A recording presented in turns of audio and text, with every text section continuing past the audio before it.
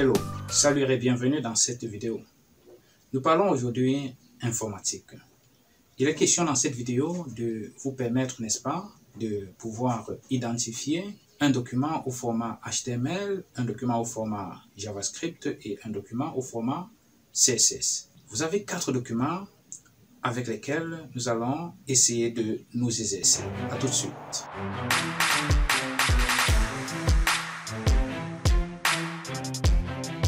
Alors, pour vous éclairer sur cette notion, nous avons une activité.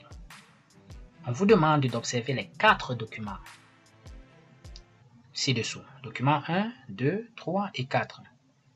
Puis, on vous demande d'identifier les documents correspondant au code HTML, JavaScript et CSS. Déjà, comment identifier un document au format HTML? Je vais commencer par vous dire que le document 1 est un document au format HTML. Un tel document commence par le doctype. Vous voyez? Ce chevron ouvrant. Puis, un point d'exclamation, doctype HTML. Ceci représente du HTML5. Après le doctype, nous avons la racine du document qui est HTML et qui se termine par barre HTML. Après vient l'entête qui commence par la balise it et se termine par la balise barre it. Ensuite, nous avons le corps qui commence par body et se termine par barre body. Donc, voilà la structure d'un document au format HTML. Tout ce qui doit être affiché dans le navigateur doit être contenu dans le body uniquement, c'est-à-dire ici. Voilà. Et dans l'entête, c'est-à-dire entre it et barre it, on a le titre de la page. Et ça, c'est l'encodage. Métachase UTF-8, ça concerne la police. Cela permet de bien afficher les textes dans le navigateur. Le document 2 maintenant est un document au format CSS. Dans un tel document, on utilise la syntaxe sélecteur, propriété et puis valeur. Le sélecteur ici, le premier sélecteur, c'est le body. Donc, on a sélectionné le body. Donc, tout ce qui est dans le body, on attribue la propriété color. Ça, c'est noir. Ou vous pouvez écrire en anglais black. Color black. Font size. Deuxième propriété qui définit ici la taille de la police dans le body, dans le corps. 20 pixels. Deuxième sélecteur, H1. Sélecteur, propriété, et puis valeur. Font size, c'est la taille de H1. 30 pixels, dont on l'augmente de 10 pixels par rapport au body. Text decoration, deuxième propriété, on souligne. Text align, center. On centre le texte qui est contenu entre les balises H1 et barre H1, c'est-à-dire entre ça et ça. Voilà. Nous avons maintenant le sélecteur P, qui est un paragraphe. On donne la couleur rouge, red. Et puis font family, cursif ou Arial. Donc, lorsqu'on met 2 familles de police comme ça, si la machine ne prend pas en compte la première, alors la deuxième sera donc appliquée. Voilà comment identifier donc un document au format CSS. Vous allez voir le sélecteur, on ouvre l'accolade et on ferme. Quand on ferme, on a donc défini les propriétés avec les différentes valeurs. Second sélecteur, propriété, valeur, on ferme. Sélecteur suivant, ainsi de suite, dès qu'on a fini, on ferme. Très bien. Passons aux documents 3 et 4. Les documents 3 et 4 représentent le JavaScript.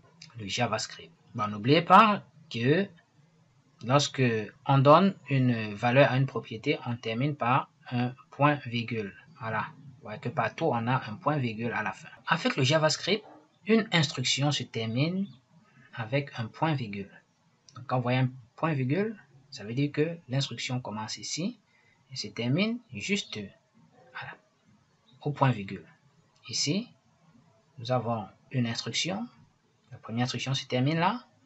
La deuxième instruction ici. Et puis la troisième instruction là. Donc, nous avons 3 instructions. Les titres Là, c'est la déclaration de la variable titre qui permet de sélectionner une balise ayant pour identifiant titre. Nous verrons cela dans la pratique.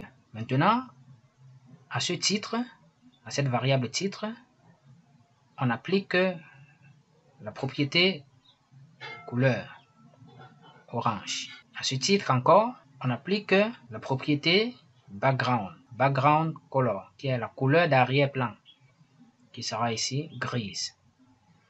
Donc là, c'est gris, couleur grise. Donc, pour le document 3, alerte, danger, nous sommes en pleine crise de corona. Affiche tout simplement une boîte d'alerte avec une information. Donc, si nous écrivons le document 2 dans une page isolée, alors le document sera enregistré avec l'extension .css. Je dis bien avec l'extension .css. Et pour le JavaScript, si on l'écrit dans un document isolé, le document sera donc enregistré avec l'extension .js. Pour le HTML, on reconnaît un document au format HTML par l'extension .html. Donc voilà,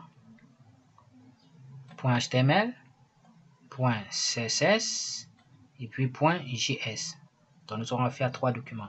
Mais si maintenant on intègre le CSS dans le HTML, parce que CSS et JavaScript peuvent être intégrés dans le document HTML. Là, ici, pour le CSS, on doit placer tout ce code entre les balises style et barre style. Je dis bien style et barre style. Et pour le JS, entre les balises script et barre script. Donc pour le CSS, on placera dans l'entête du document HTML. Pour le JavaScript, on peut également placer dans l'entête, dans le body et voir plus en bas, à la fin du document, c'est-à-dire avant la fermeture du body.